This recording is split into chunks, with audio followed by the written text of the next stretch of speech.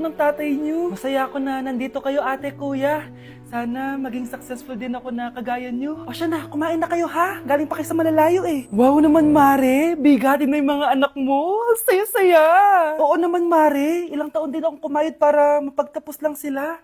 Pero worth it naman, di ba? Teka, Mare, para mas masaya, may kailangan kang malaman. Oh, eto. Ha? Ano to, Mare?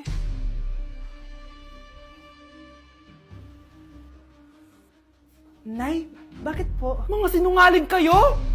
Paano niyo nagawa sa akin to, ha?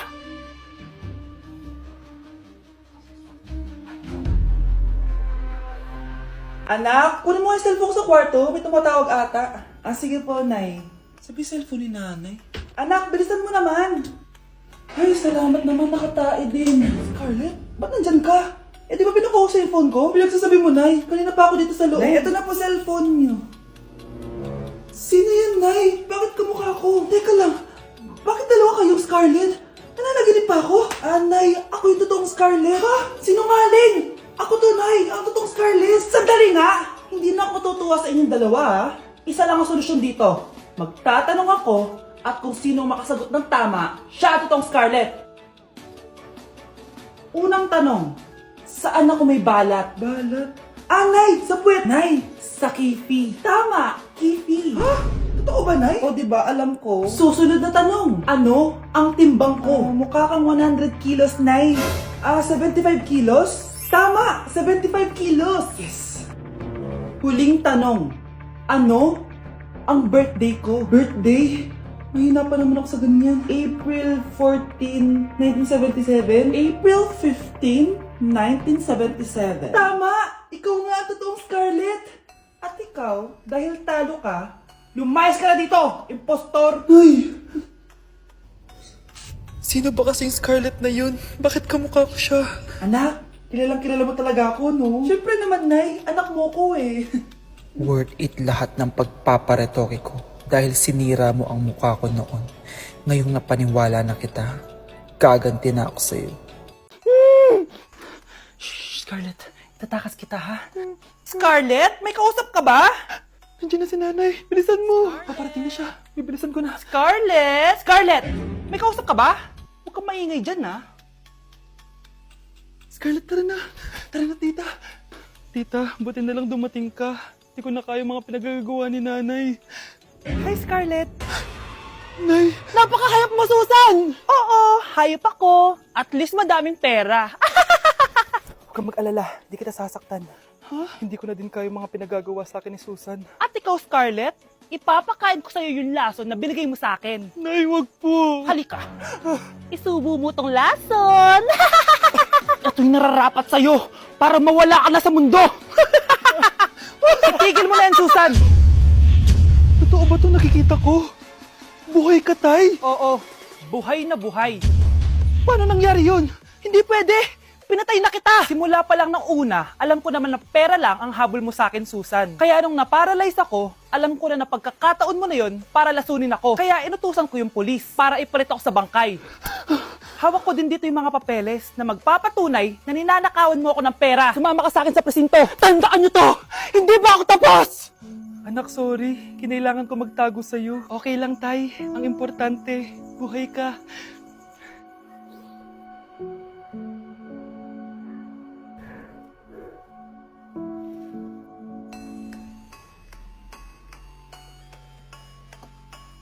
Anak, may pupuntang manghuhula dito. Para saan, Nay? Siyempre, para malaman ko kung kailan tayo yayaman. Ah, sige, Nay. Itatanong ko kung kailan ako magkakajowa. Ah, sige, maganda ka na. A few moments later. Sinong mauna sa inyo? Ah, ako mauna. Anong itatanong mo? Ah, kailan ako yayaman? Pahiram ng kamay mo. Oh, ito. Malapit ka lang yumaman. Talaga? Yayaman na ako. Oo, basta maging masipag ka lang at magtayo ka ng business. Ah, ako naman po. Sige, anong itatanong mo, Iha? Ah, kailan po ako magkakajowa? Hindi ka na magkakajowa. Ha? Hindi pwede to. Gusto ko magkajowa. Pero pwede natin itong baguhin. Basta, magbayad ka lang. Sige, magbabayad ako. Kung naman na lahat ang pera ko, basta magkajowa lang ako. Hawakan mo kamay ko.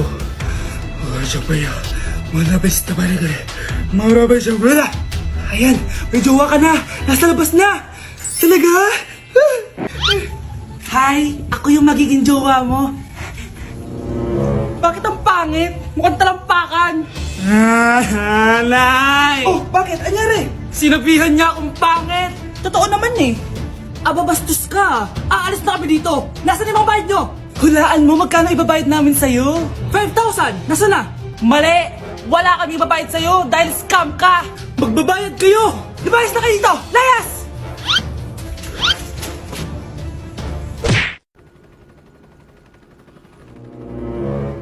OMG! Grabe yung baha, oh!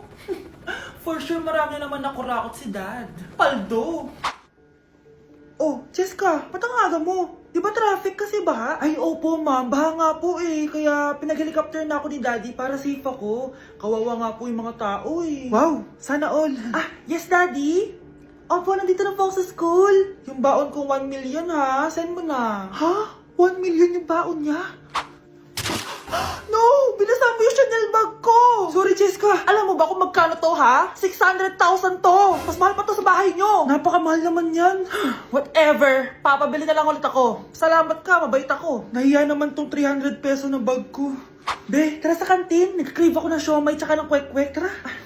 Pwede bang sa Wolfgang na lang tayo mag-lunch? Hindi kasi ako sanay sa mumurahing pagkain. Be, anong kala mo sa akin? Anak ng CEO? Ano ba yan? Hindi ba kayo binibigyan ng allowance ng daddy nyo? Ako na nga lang. Hindi ka naman ganyan dati. Okay, class. Si Cheska na ang bago nating treasurer. Ma'am, wag si Cheska. Kukurakutin niya lang yung class funds natin. Parang tatay niya.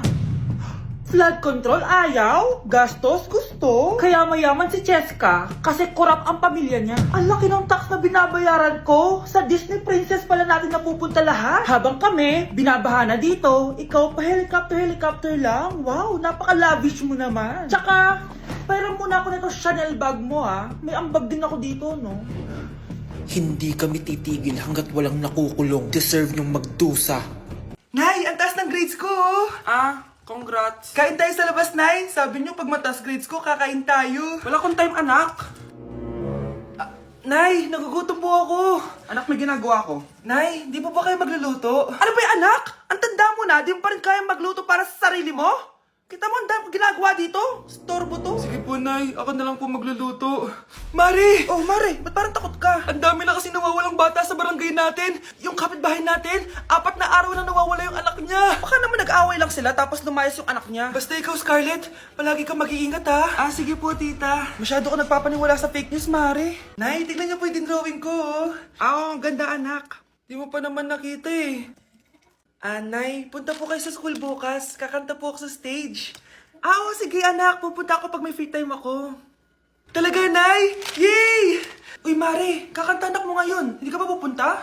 Hindi na siguro, Mare. Marami pa akong gagawin. Hinihintay ka nun. Pagbigyan mo na, minsan lang. Naku, Mare, sagabal lang yun sa trabaho ko. Sige na, marami pa akong gagawin, no? Nasaan ka na ba, Nay? Malapit na akong tawagin. Hindi ka mahal ng nanay mo. Mahal ako ng nanay ko! Tao po. Bakit po, sir? Kayo ba yung nanay ni Scarlett? Opo. Ma'am, nawawala po yung anak nyo. Ano? Si Scarlett? Aware naman siguro kayo na maraming nawawalang bata dito sa barangay natin, ma'am. Scarlett! Yung iba, ma'am, hindi na namin nahanap. Napakawalang kwenta mong nanay. Disturb mo yan. Ang dumi-dumi naman dito. Hoy, magwalis ka nga. Nay, parang masama po yung pakiramdam ko. Wala akong pake. Dumadahilan ka na naman, ha? Oh, magwalis ka. Sige po. Oh, magpunas ka din dyan, ha? Nay, lumalala po yung sakit na nararamdaman ko. Aba, galing mo din umarte, no?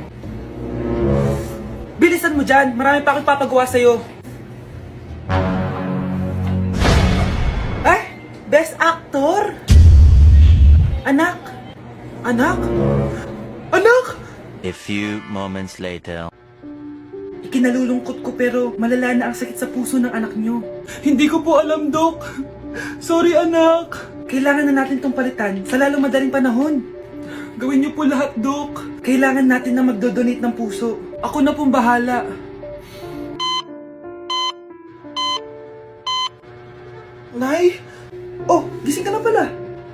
Nasaan ako? Nasaan ang nanay ko? Nanay mo yung nagbigay ng puso sa'yo. Hindi pwede. Nay,